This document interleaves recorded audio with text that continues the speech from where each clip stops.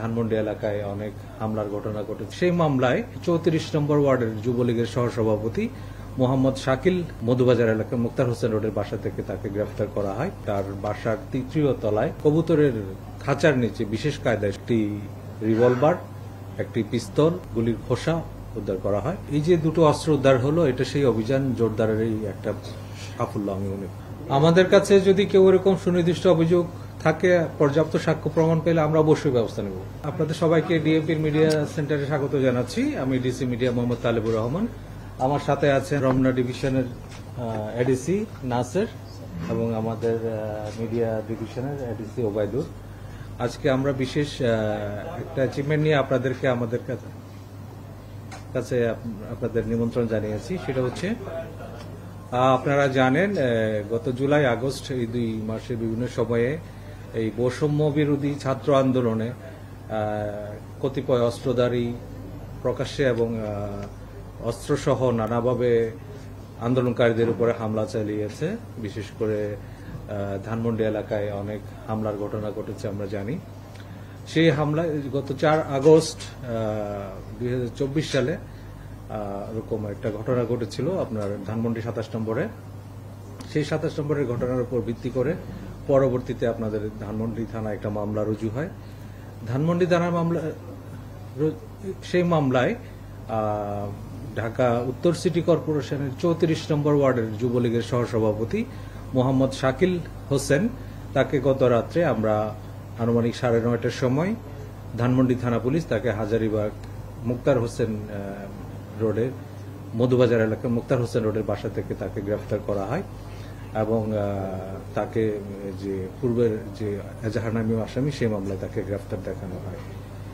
পরবর্তীতে আমরা জানি সে তার স্বীকারোক্তি এবং গোপন সূত্রে আমরা সংবাদ পাই তার কাছে তার বাসায় অবৈধ অস্ত্র মজুদ রয়েছে। সেই সংবাদ পেয়ে আমাদের হাজারীবাগ থানা পুলিশ রাত অনুমান 10টার সময় তার বাসায় অভিযান পরিচালনা করে এবং তার বাসার 3য় তলায় ওখানে আপনার কবুতরের খাঁচার নিচে বিশেষ কায়দায় সংরক্ষিত অবস্থায় একটি রিভলভার, একটি পিস্তল এবং 2টি গুলির খোসা উদ্ধার করা হয় এবং সাথে আরো কিছু দেশীয় ধারালো ছুরি, চাপাতি এবং রামদা উদ্ধার করা হয়। ইতিমধ্যে আপনারা জানেন এই যে ধৃত যে আসামি মোহাম্মদ শাকিল হোসেন, যে কিনা যুবলীগ 34 নম্বর ওয়ার্ডের সহসভাপতি, তার বিরুদ্ধে বৈষম্য বিরোধী ছাত্র আন্দোলনের ওখানে হামলার অভিযোগ আছে, সেই সংক্রান্ত একটি মামলা আছে। তারপরে আপনার অবৈধ অস্ত্র রাখার জন্য তার বিরুদ্ধে আরেকটি মামলা রুজু করা হয়েছে হাজারীবাগ থানায়। আমরা আরো জানতে পেরেছি তার বিরুদ্ধে ইতিপূর্বে আরেকটা হত্যা মামলাও রয়েছে। তো আমরা তার বিরুদ্ধে আইনগত প্রক্রিয়া যে ব্যবস্থা আছে সেটা আমরা প্রক্রিয়াধীন রয়েছে এবং তাকে আজকে আমরা বিজ্ঞ আদালতে হাজির করব। এ ছিল আমাদের আজকের যে অ্যাচিভমেন্ট, সেই সংক্রান্ত বিষয়।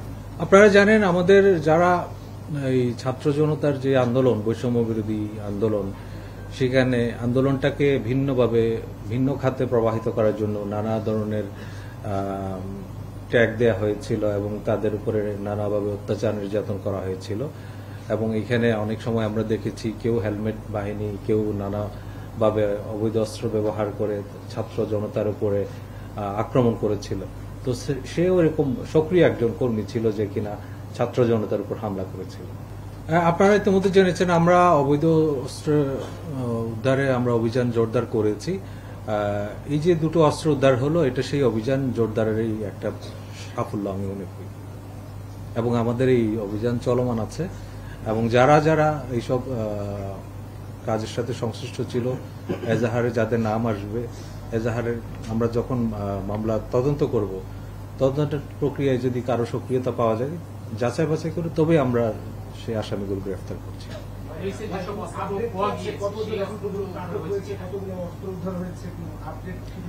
এই সংখ্যাটা আপডেট এখনো আমার কাছে নাই, যদি আমরা আপডেটের তথ্যটা পরবর্তীতে আপনাদের জানাতে পারবো। হ্যাঁ, অবশ্যই আমরা সারা দেশেই আমরা ঢাকা মেট্রোপলিটন পুলিশ আমাদের যে অধিক্ষেত্র রয়েছে সেই অধিক্ষেত্রের মধ্যে আমাদের জোরদার অভিযান চলছে এবং আপনারা ইতিমধ্যে দেখেছেন, অবগত আছেন যে এই অভিযানের ফলশ্রুতিতে কিন্তু আমরা প্রতিনিয়ত অবৈধ অস্ত্র উদ্ধারে সাফল্য পাচ্ছি। হ্যাঁ, এটা অবশ্যই আমাদের তদন্তের যে কোনো একটা প্রক্রিয়ার মধ্যে সেটা বেরিয়ে আসবে।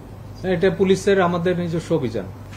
আপনারা জানেন ইতিমধ্যে কয়েকদিন আগে আমাদের মিরপুর থেকে এরকম একজন আটক করা হয়েছে অস্ত্রসহ, এবং ইতিপূর্বে আরো কয়েকটা জায়গায় আমরা কিছু অস্ত্রসহ আটক করতে সক্ষম হয়েছি, এবং এই সংক্রান্তে আমাদের যে অভিযান সেটা চলমান আছে। আমাদের কাছে যদি কেউ এরকম সুনির্দিষ্ট অভিযোগ থাকে, পর্যাপ্ত সাক্ষ্য প্রমাণ পেলে আমরা অবশ্যই ব্যবস্থা নেব। কিছু তদন্তের স্বার্থে সবকিছু তো এখানে বলা যাবে না। আমরা প্রয়োজন হলে আমরা প্রয়োজনীয় তথ্যপাত্র ব্যবহার অবশ্যই করব।